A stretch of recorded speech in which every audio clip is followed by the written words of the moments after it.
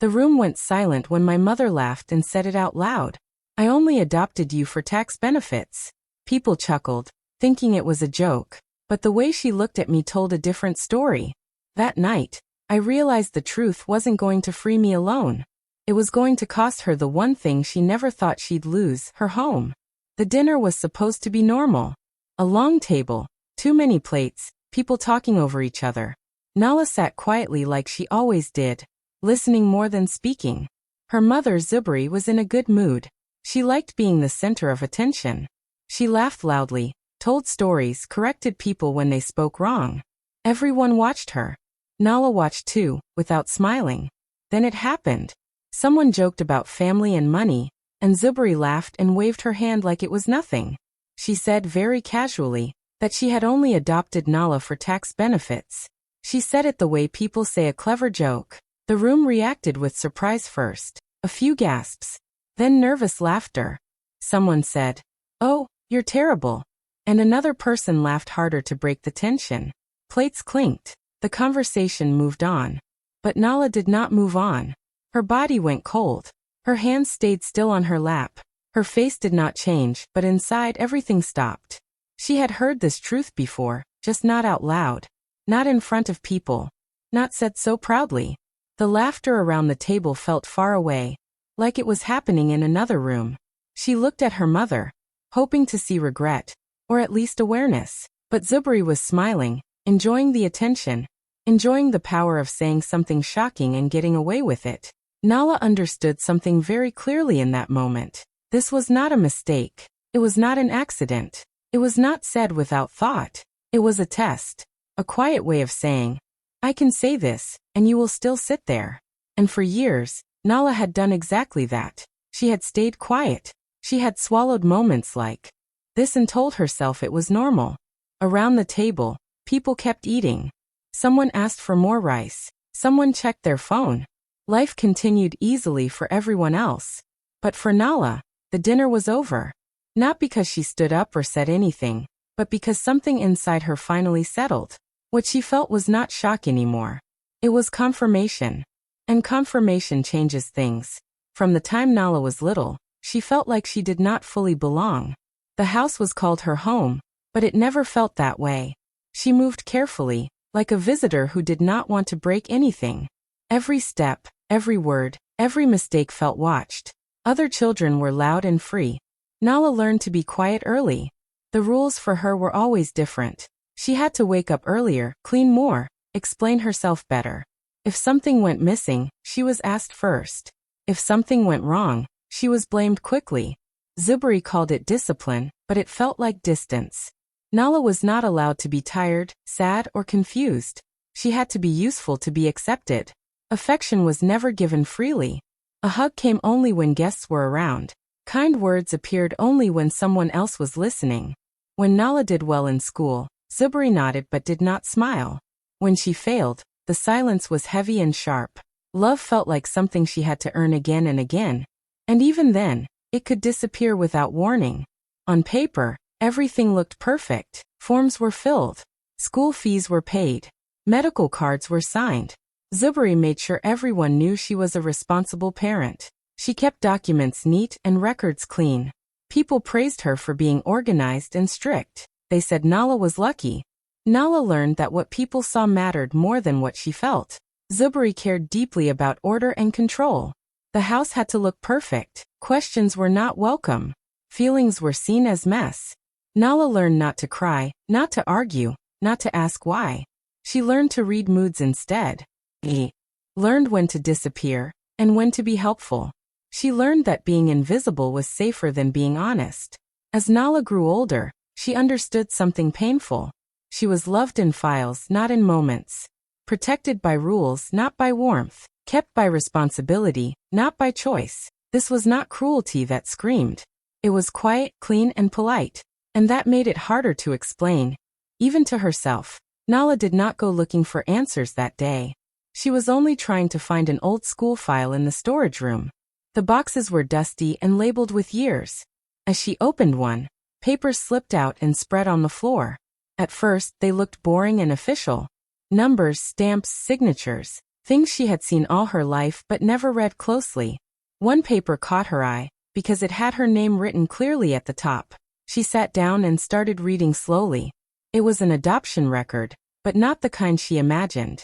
It was filled with legal language and conditions. There were lines about benefits, tax relief, and yearly claims. Page after page showed the same pattern. Each year something was filed. Each year something was gained. Her hands began to shake, not from anger, but from understanding. This was not just a feeling anymore. It was written proof. She saw forms that showed how much was claimed because of her. She saw clauses that spoke more about money than care. There were no notes about love, bonding, or protection. Only responsibility, advantage, and benefit. Nala kept reading. The dates matched her life. The years when Zubri was cold. The times when kindness disappeared after paperwork was signed. The moments when care felt forced and temporary. Everything lined up too perfectly to ignore. It was never about who she was. It was about what she provided. She realized something painful and clear. Care was optional. It could be given or taken without consequence. But her usefulness was required. Her presence had a purpose, and that purpose was written in numbers and legal words. Love was not missing by accident. It was never part of the agreement. When Nala placed the papers back into the box, she felt different. Not broken. Not shocked. Just steady. The confusion she carried for years finally had a shape. Every cold look, every strict rule, every moment of distance now had an explanation. The truth did not hurt because it was cruel. It hurt because it made everything make sense. After Nala understood the truth, she did not change her behavior. She did not cry in front of anyone.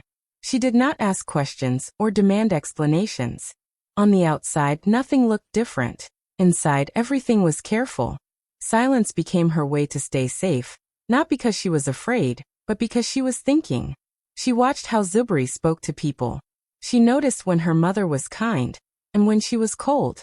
She saw how Zubri smiled in public and tightened her face in private. Nala listened more closely than before. Every word was stored. Every action was remembered. She learned what mattered to her mother and what did not. She learned when to speak and when to stay quiet. Nala also began to learn about rules that were not spoken. She learned how the house worked, not emotionally, but legally. She noticed names on letters. She paid attention to documents that arrived in the mail.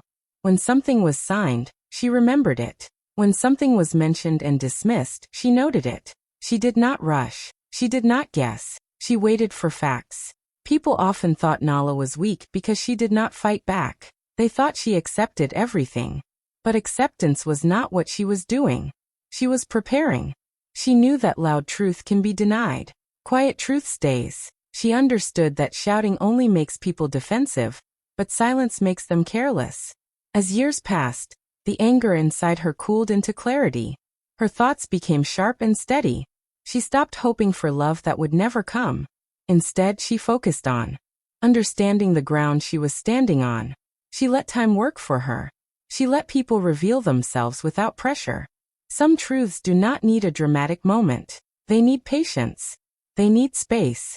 They grow stronger when left alone. Nala allowed the truth to mature inside her. When the time came, it would not explode. It would stand. And that was more powerful. The house was Zubri's favorite achievement. She spoke about it with pride, like it proved her success and control.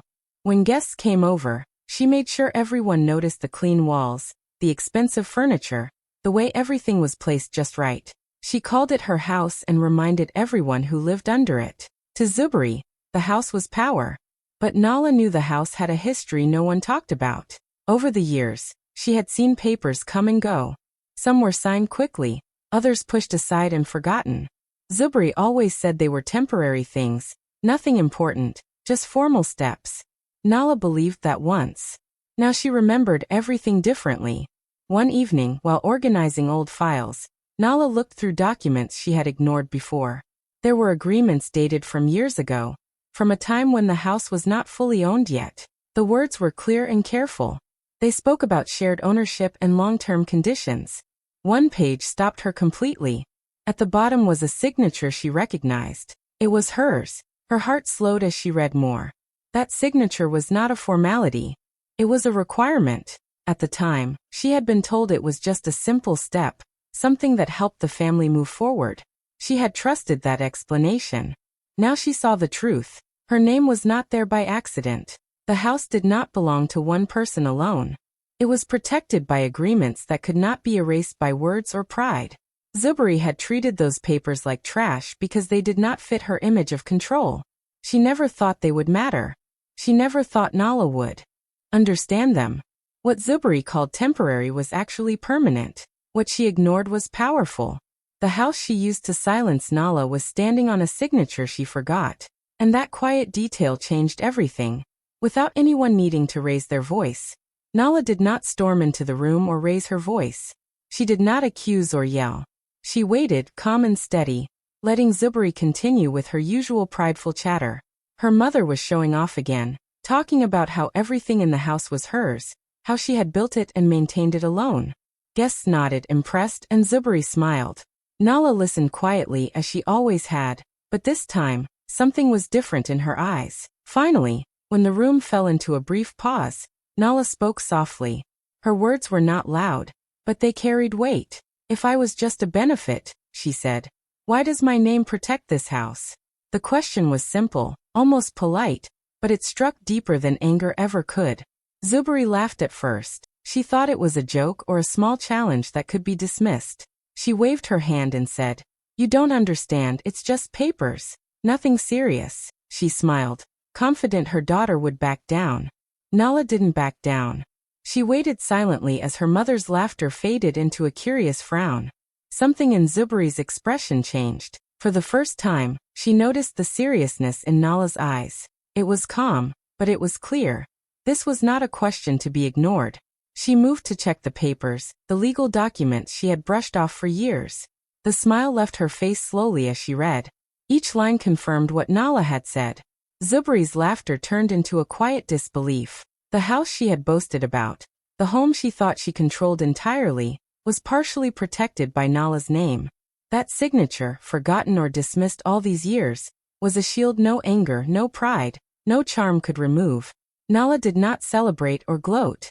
She only watched as her mother realized that respect was not something given by fear or appearances. It was earned by understanding the truth. And in that quiet moment, Nala held the balance of power without ever raising her voice. When the truth about the house came out, the room felt different. The people who had laughed and chatted earlier suddenly stopped. Relatives who had always been polite now shifted in their seats. Some whispered to each other. Others stared openly at Nala or at Zuberi, waiting to see what would happen next. It felt like the family had turned into an audience, and the house itself was a stage. Some relatives immediately sided with Zuberi. "She raised you," they said. "She did everything for you." They pointed to years of care, to birthdays celebrated, to dinners cooked. They spoke fast, defending blood and history, expecting Nala to shrink under their words. They thought their loyalty to Zuberi could cover the truth. They believed tradition and appearances were stronger than facts. Others stayed quiet, avoiding everyone's eyes. They did not want to choose, did not want to upset anyone. Their silence was loud. They moved uneasily, their heads down, pretending to check their phones or their plates. Their hesitation said more than words ever could. They knew the truth, but stepping forward was dangerous. They became part of the audience too, watching the power shift quietly before them. Zuberi, on the other hand, tried to regain control. She laughed, raised her voice, tried to shame Nala into looking small. "You're just a child in my house," she said. "How could you know anything?" She repeated old patterns, hoping fear or embarrassment would silence Nala. She counted on her own confidence, and the relatives she believed would support her. But Nala did not react with anger. She did not beg for support. She only held the documents, the papers that proved her words. The truth was written, official, undeniable. Shame has no power when the facts are clear. The more Zuberi tried to shout or twist the story, the less it mattered. The audience could see exactly who held the real authority now. The laughter and whispers faded, and for the first time, silence spoke loudly. Nala was no longer invisible, and no one could ignore that. Nala did not need to shout or make a scene. She did not call anyone names or demand attention.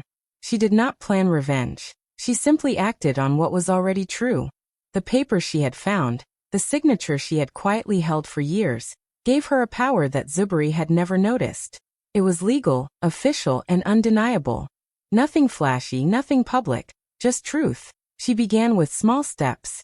She reviewed the documents carefully, confirmed every detail, and prepared what she needed.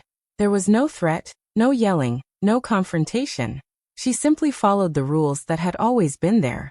Zuberi watched, thinking she could stop her daughter with anger or persuasion. She did not realize that the moment to control had passed quietly, like water slipping through her fingers. When Nala finally took action, it was simple. She filed the necessary forms, confirmed the legal requirements, and ensured that the ownership structure reflected what the documents had always said. No court battle, no public announcements, no dramatic arguments. Just quiet, careful enforcement. The house itself did not change. The walls were still the same. The furniture was still in the same place. To anyone else, it looked like a normal day.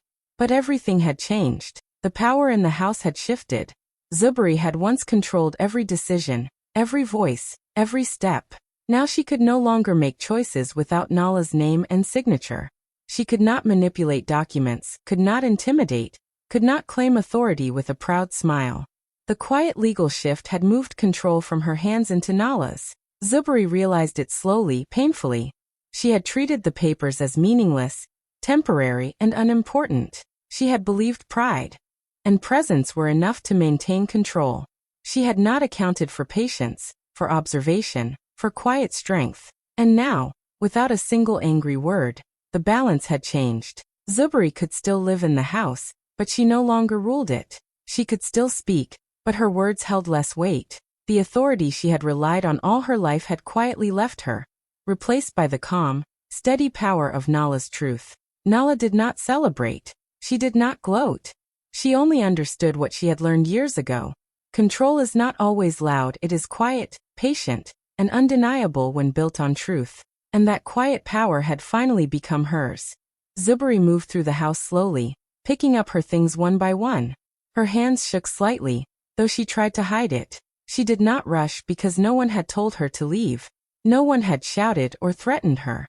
Nala had never raised her voice. She had simply enforced the truth, followed the papers, and let the house reflect what had always been there. Zuberi realized now that staying meant more than living in the room she had once controlled.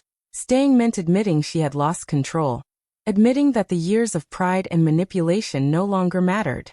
And she could not do that. Boxes were lined up in the living room. Clothes, shoes, and small trinkets were carefully placed inside, as if each item could somehow protect her dignity. She paused often, looking around, remembering moments when she had laughed at Nala, corrected her, dismissed her feelings, and believed it was all harmless.